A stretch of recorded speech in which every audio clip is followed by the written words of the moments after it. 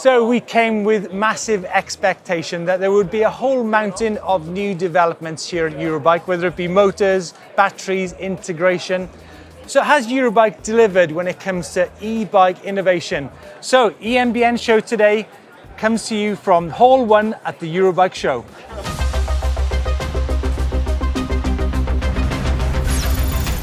It's all about new product this week. Husqvarna have come out with a huge new range of e-bikes from 120 up to 180, big hitting bikes from Husqvarna. Yamaha have come out with a new 600 watt-hour battery. But the big news is actually coming from here at the Eurobike show. So what is the lead news as far as highlights go from here at the Eurobike show? Well, I'm glad to say that from here at the A1 stand, the small brands are still really important. Brands from Taiwan, from China, from Germany, from the Czech Republic, even from the UK, making things such as batteries, display units and motors that cater for a load of the brands throughout the world. But what about the bikes? What are the highlight bikes from here at the Eurobike show? Well, for me, I think there's three standout bikes. Okay, so first up has got to be the Mobea e-mobility scheme from Salzburg in Austria. Now we saw that 200mm downhill bike on the stand. It was a integrated motor and gearbox in one, sub 5 kilos. I've never seen anything like it. It had a 1200 watt-hour battery in the down tube. But the key thing was it was transferable between 250 watts pedelec and 4,000 watts throttle control. Now clearly that is an industrial scale application for like cargo systems, DHL, transport throughout the world. But what's key there is it shows that e-bikes are going to be super important in the future. Second up, I think the French brand Lapierre really stunned us with the Zesty, which included the Fazua motor, battery and gearbox, which is located on the bottom bracket. Super skinny. You would actually be hard to differentiate between a conventional Zesty and the e-bike Zesty. 17 kilograms, incredible geometry, full carbon chassis. Definitely one of the highlights of the show. But undoubtedly, the highlight from here at the Eurobike show has to be the Hi-Bike Fly-On e-mountain bike system. Some people have actually called it spectacular. That's probably big talk, but it actually did have some key features. 20 pages of innovation actually blew my mind when he was trying to deliver that to camera. The key features were, of course, the TP motor, a very little used German brand delivering 120 Newton meters of torque, 630 watt-hour battery, and 5,000 lumens of light power, meaning you can ride that bike any time of the year. Absolute blow-away victory for Hi-Bike here at the Eurobike show. Cheers for that, Steve. We're back in the studio now. Don's here. What's been going on? Right, let's start with some feedback. This one comes from Voodoo6 commented. It says his biggest concern about e-bikes is the longevity for the price. So the bikes seem fairly disposable from the perceived perspective from pro riders, presenters and manufacturers. Everything's about what's new or around the corner. How long until something's obsolete? So he's had the same bike since 2003, paid $3,500 for it.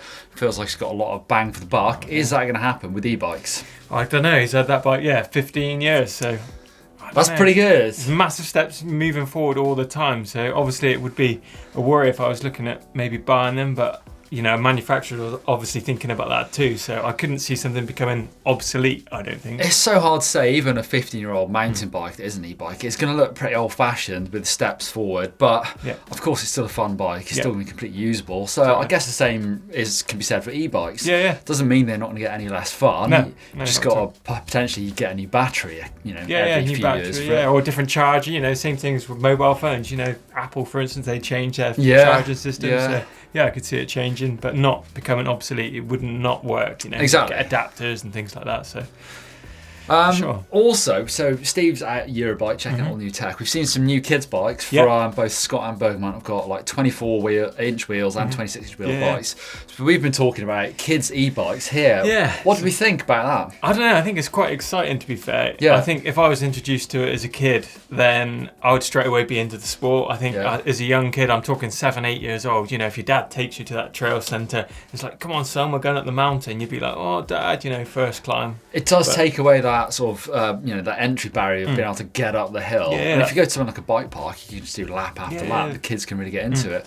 But it's hard to tell, when do you then take them off an e-bike and say, right, you've had enough now. Yeah, Now it's go time onto to your get big rid boys of bike, Yeah. or the traditional bike. I don't know. But then, if you're not used to that in the first place, then would it, if it didn't exist, or Potentially. everything was e-bike, then That's it. There's a generation of kids that could grow up and just ride e-bikes. exactly, yeah. If you never knew different, then it's kind of a Mad. bit of a weird one to think. But yeah, I've seen it lots. Dads pushing their kids' bike up as well as their bike up the hill, and the kids Yeah. like, "Oh, I want to go home, Dad." Yeah. But I think that would totally eradicate that and make it enjoyable for everyone. I don't know. I'd love to know the comments, the viewers' comments. So leave Yeah. them down below. What do you think about the future of e-bikes for kids? Kids on e-bikes. Now, in terms of tech, I think 4 items stand out here at Eurobike. The first up has to be the Bosch kiosk display, which is fresh to box, stands in there with the other 3 displays, and it's super neat and compact, stem mounted, all nice and flush and smooth. I think there's going to be some nice features on there, which I'm definitely going to be using in the future. Such things as heart rate, cadence, and crucially, a power meter. So when it comes to doing features here at EMBN, that's a really handy bit of kit. Now, second up, I think, has to go to Anaheim-based drivetrain manufacturers, Box, and they've got a 9-speed e-bike specific drivetrain called the 2E. Now, it's 9-speed for a very simple reason. It means it's a lot more durable. So there's a stronger chain involved in the system. Obviously, it's 3 parts. It's got a derailleur, a cassette made out of steel, and obviously the shifter. Number 3, I think, goes to Ergon for producing a e-bike specific seat. So some nice detail in there, not only in terms of sizes, it's got male specific and female specific, and obviously that tilt in the saddle, which means it's going to be a lot more comfortable when you're climbing all day on your e-bike. Really nice touch. And finally, the Brose Drive S Mag. Quite a big impact here at the Eurobike show. 15% lighter, 15% smaller, and you can actually see the difference between the old casing and the new casing. It goes from 3.4 kilograms down to 2.8, so it's a significant saving on weight. Now, of course, the key thing with Brose is that their bikes are quite distinguishable. Each bike is unique to another. Such bikes as Fantic, Rottweiler, and Specialized, they're all quite different from each other. The key thing from the new Brose S Mag, it's got a 4th power mode, the Flex Power. And later on the EMBN show, we're going to be talking tech with Volkmar Rolenbeck from Brose. So it's time for Where in the World. What have we got, Don? This time we're in Israel, and this is from Ilan Brand. So pictures from the middle of the Beria Forest Trail in Israel. That's the entry to the synagogue. It's more than 2,100 years old, and that is the Upper Eastern Galilee. That's where Jesus used to hang around. Well, I'm pretty sure Jesus had a fat e-bike. I'm sure he did. With those sandals. Love seeing your pictures from around the world, so keep sending them in. So it's time for our pop giveaway. Yeah, Who's our 3 lucky winners, then, Don? 3 helmets to send around the world. The first one, the Octolet's, goes to Todd Fleming from the US. Tactical race, we're going to Marcus Tengal of Sweden, and the Coronair was won by Robert Lefevre of the UK. Nice one, guys. Cool. 3 helmets heading your way. So it's time for Tech of the Week, and I have great pleasure in welcoming Brose's product manager, Volkmar Rolenbeck, to talk about the new Brose S Mag motor. Volkmar, thanks for coming along, even though we're at the Brose stand. Now, I've been using the Brose motor for quite some time. Now, one feature, it seems to me, is that if I try really hard on a climb, the motor seems to be telling me you need to calm down. Now, I've seen that the new Drive S Mag has a 4th power mode called the Flex Power. Now, what impact does that have on the way an e-bike works? So what you experience is basically a lack of torque. So at high cadences, it's really hard to generate enough torque to get more power out of the motor. With the new Flex Power mode, we've come to a new software that's torque and cadence based. Mm-hmm. And with that, we increase the watt you can use. So basically, you're telling the torque sensor you actually have the torque. Right, okay, so you're telling me when I'm going to be tackling these climbs in the future, the battery's still got my back and I can put as maximum effort as I want to. Yes, you can, even Right. at higher cadences. Right. My typical explanation for that is, for example, you have a steep climb which you need to do, and at this point of the climb, you will need to shift down to generate enough torque to load the torque sensor. And now we have a cadence sensor there, which helps us to generate almost the same. And you can't shift here anymore, so you can stay in the small gear and actually climb. Right. Then we have a second feature in that flex power mode, which is called the progressive pedal response, which generates a more even but more sensitive pedal response, so you can actually climb back and actually start pedaling again without slipping out on losing traction. 2 questions, Volkmar. Yes. Now, the first question is, am I going to be able to climb even more technical climbs in the future with the Brose Mag S? Absolutely, yes. Wow. The second question, I mean, we have a bike here from, what's the name of this brand? The company is called Messingschlager. Yeah. So we can see there's actually a Brose motor already in a bike. Now, the key thing, Volkmar, we're at the Eurobike show. When are we going to see the new motors on e-bikes? Well, start of production is in October 2019, and depending on the speed of the OEM, we could see them this year or beginning of next year. Wow, great. Volkmar, really exciting times. Can't wait to see it. Remember, it goes from 3.4 kilos down to 2.8, right? Yes. Significant saving in weight there. Cannot wait to get on this new system. So it's time for Bike Vault. Let's get into it. What have we got here then? Let's have a look at the viewers' bikes this week. Richard Stanford is riding the Purbex on his Specialized Levo. Wow, does look a really nice day, and yeah, look at that set. He's got a big bottle in that bike, so 750ml if I'm not mistaken. It is. I reckon it is. Nice one, that's cool. What are we thinking? I'm gonna give that super nice. Go on then. Starting off on a good foot here. More special, I've got 2 Canevos here from Renato Orlando. Genoa. You know what? I met 3 guys in Val di Sole the weekend, Italian guys, who all had Canevos. Well, nice matte black with black. I don't think those are the guys, but looks good. I'm sure there's a lot of good riding around there for a Does look big amazing bike there, like the doesn't Canevo. Yeah. What are you going for, Don? I reckon You're we've got cool. I think super nice for that one. Super nice. Cool photo as well. Racking them out today. Can we do a full perfect super nice? Marvin Asserman from Germany. This is Highbike S-Giro Hard 7. Hardtail. Hardtails. Don't see many hardtail e-bikes, to be fair, especially in the UK. I think everyone rides full suspension bikes. Tweaked it a bit. Check out the screen on that.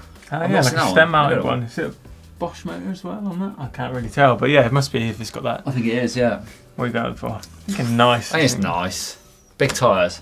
It's not fat, is it? No, it's just plus. It's nice. Cool, so you've got Ivan Percival here from... Giant. That is Giant. They've got the longest e-bike names ever. Full 6 SX 5.0 or something like that. Right. Cool bikes though. I have ridden one. Does look good. Shimano motors. Nice trail there. Look how tech that bit of climbing is. That looks pretty Perfect hard. e-bike territory. Still got it in the big ring. Yeah. Smashing it up there. I'm going for a nice on that. Go on. Nice for that. Graham Tidswell, somewhere in the Alps, I reckon. Hard to tell, isn't it? It is still. There's one. What's that? It looks like a Specialized hardtail and then a Levo as well. Yeah. It's nice.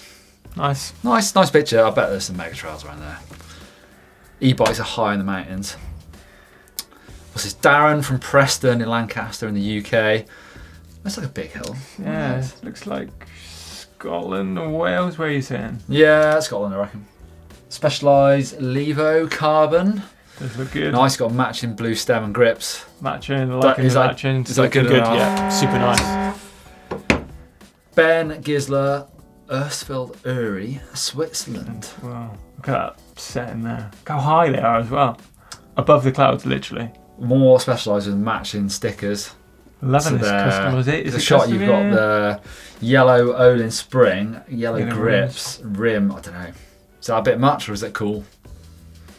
Bit OTT, I think. Nice. Nice. Andy Broom. That looks like Lee Quarry to me in the UK. Yes, definitely. And good loops around there. Yeah. Bombing it on the e-bike. It's nice. Nice. I'm sure it's a nice place to ride. Andreas Rode from Clev, Whoa. Germany. Check out that bike. It's one of It's a those huge battery, isn't Spitzing bikes. it? Spitzing. I've never ridden one, but that's a mad looking thing, isn't it? It's huge, isn't it? Look how big that battery is. Big chain ring. Chainring's massive. Is it 29 in rear? It looks like 29 rear, 20. It I looks reckon. almost back to front No, on it's that. It's not going to be, but it's just perspective. Crazy looking bike. I'm not sure. I don't know. Bit too spaceship-like for me, I think. It's Nice. Alan Redmond, Fairy Castle, Dublin Mountains on his Mondraker. That's a good looking bike. Yeah, it does look Cool good. picture. Lovely setting, yeah. I'm going to give that one a super nice. Boom. We're out the bike vault. So that's it, the end of the show. If you want to see a video of some tech from Eurobike, Steve's over there checking out loads of cool new bikes and stuff, components. Just remember, if you haven't, click like and subscribe to the channel.